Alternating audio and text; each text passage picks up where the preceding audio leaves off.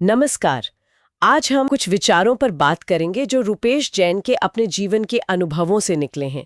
वो उन्हें रूपेश दिल से कहते हैं। हाँ, रूपेश दिल से, उनके निजी तजुर्बे से निकले विचार मतलब। बिल्कुल।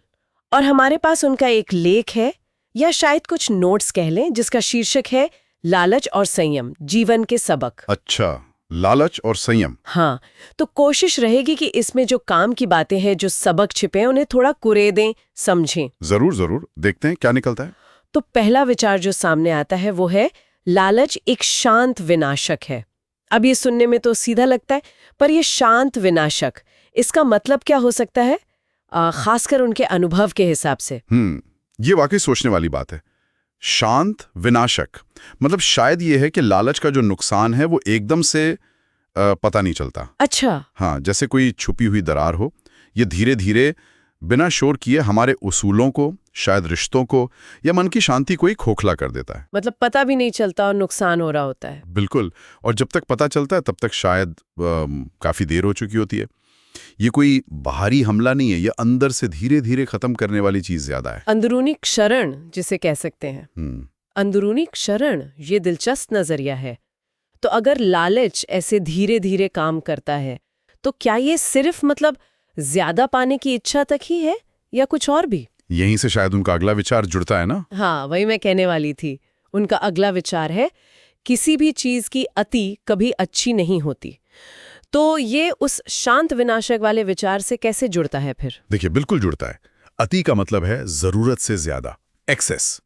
रूपेश जैन शायद ये कहना चाह रहे हैं कि ये सिर्फ पैसों या चीजों की ही अति नहीं है। अच्छा, मतलब सिर्फ भौतिक चीजों की बात नहीं है? नहीं, बिल्कुल नहीं। हद से ज्यादा काम करना, या हद से ज्यादा आराम करना, या फिर हद से ज्यादा मनोरंजन।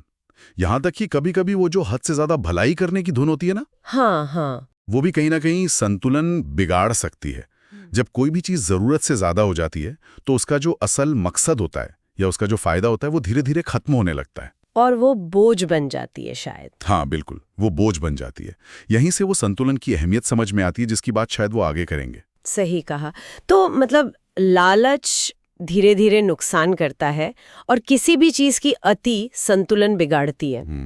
तो फिर रास्ता क्या है, समाधान क्या है? यहीं पर उनका तीसरा और मुझे लगता है शायद सबसे अहम बिंदु आता है। संतुलन और संयम ही स्थायी सफलता की असली कुंजी है। बिल्कुल, ये सार है शायद। हाँ, तो इसका क्या मतलब हुआ? खासकर ये स्थायी सफलता क्या है उनके हिसाब से?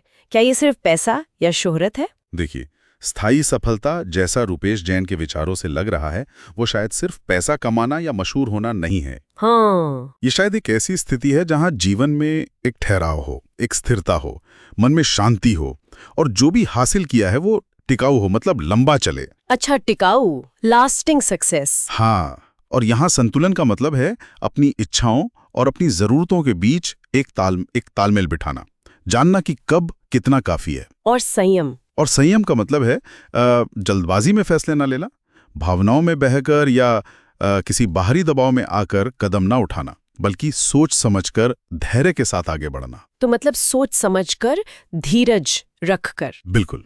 उनके हिसाब से यही सोच, यही तरीका उस सफलता की नींव रखता है जो वक्त के साथ टिकी रहती है। वो खोखली नहीं होती। क्यों? क्योंकि वो जल्दबाजी या एक्सट्रीम पर नहीं खड़ी होती, बल्कि एक मजबूत संतुलित आधार पर खड़ी होती है।